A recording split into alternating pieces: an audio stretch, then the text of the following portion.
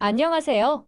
해드림 출판사 북적기 박지안입니다. 오늘은 아주 특별한 다이어리 혹은 노트로도 쓸 수 있는 책 두 권을 소개해 드리겠습니다. 첫 번째 책은 양금초 저자의 깜지입니다. 깜지의 사전적 의미는 학생들의 은어로서 종이에 공부한 내용을 빼곡히 적어서 제출하는 과제 또는 흰 종이에 공부한 내용을 빼곡히 적어서 흰 공간이 보이지 않을 정도로 글을 쓰는 것 또는 그 종이를 이르는 말입니다.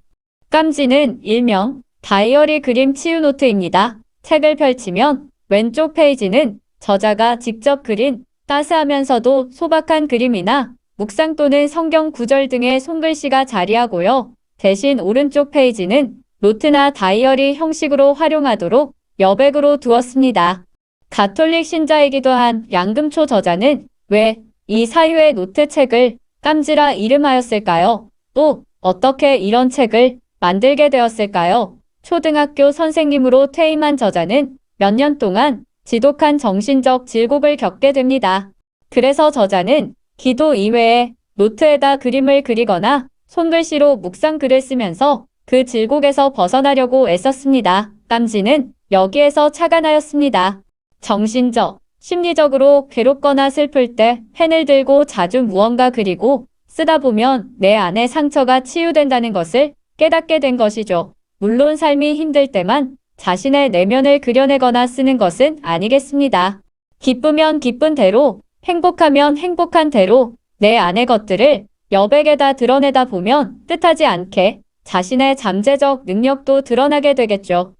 스마트폰 시대가 도래하면서 읽고 쓰는 습관이 사라져갑니다. 하지만 인간은 여백을 대하면 본능적으로 무언가 쓰고 싶은 충동을 느낍니다. 습관적으로 읽고 쓰는 일만큼 인간의 정신과 마음을 여유롭게 하는 것도 드물겠습니다.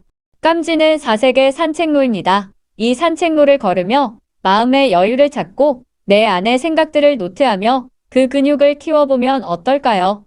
양금초 저자의 깜지를 선물해보세요. 깜지를 받으면 아주 좋아하면서 금세 행복해질 것입니다. 제 옆에서 이승훈 대표가 보여주듯이 컬러 양장본으로 예쁘게 제작되었습니다.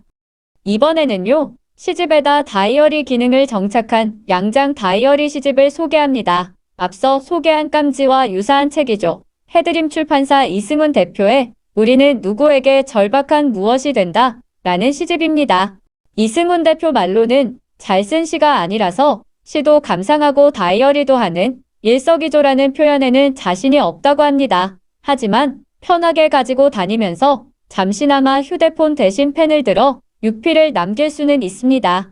우리나라 출판시장은 늘 열악하죠. 대형 서점들이 문을 닫을 만큼 책이 안 팔리기도 하는데요. 책이 안 팔리면 출판사에서는 매월 적잖은 보관 비용을 지급하며 수년 동안 보관하기 어려우니 책을 폐기하게 됩니다. 하지만 이승훈의 이 다이어리 시집은 안 팔려도 폐기하는 일은 없을 것입니다. 다이어리로 활용할 수 있으니 저자 자신도 사용하고 주변에 선물로도 주고 직원들 업무 다이어리로도 사용하고 매일 불경 필사를 하는 자신의 어머니가 마음껏 써도 된다는 것이죠. 양금초 저자의 깜지도 마찬가지입니다. 따라서 깜지와 우리는 누구에게 절박한 무엇이 된다는 책을 접하는 순간부터 펜을 잡고 무언가 쓰고 싶은 충동을 느낄 것입니다. 펜을 잡고 노트나 메모를 하는 습관은 뇌 활동을 자극하여 치매 예방에도 큰 도움이 됩니다. 양금초 저자는 깜지를 펴내면서 이런 말을 하였습니다. 부족한 그림, 글씨, 믿음, 고백들을 보고 여러분들의 맘속 쌓인 매듭들을 숨은 재능으로 더 훌륭히 풀어가시라고 용기를 내어 미약한 고백록을 펴냅니다.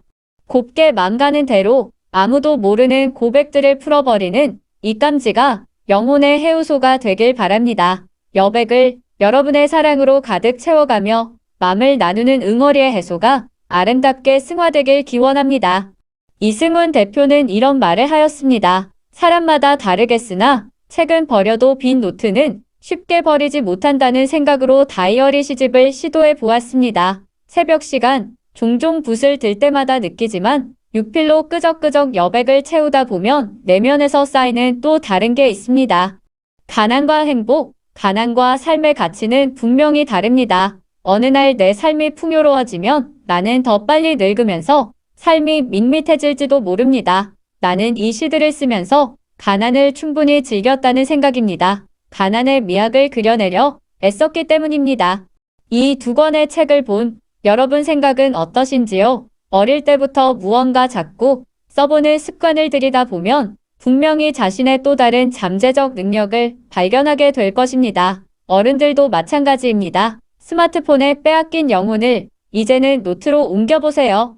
이 두 권의 책을 활용하여 신선한 일상을 새롭게 꾸려보세요. 지금까지 해드림 출판사 북자키 박지안이었습니다. 고맙습니다. 책과 함께하는 여러분을 사랑합니다.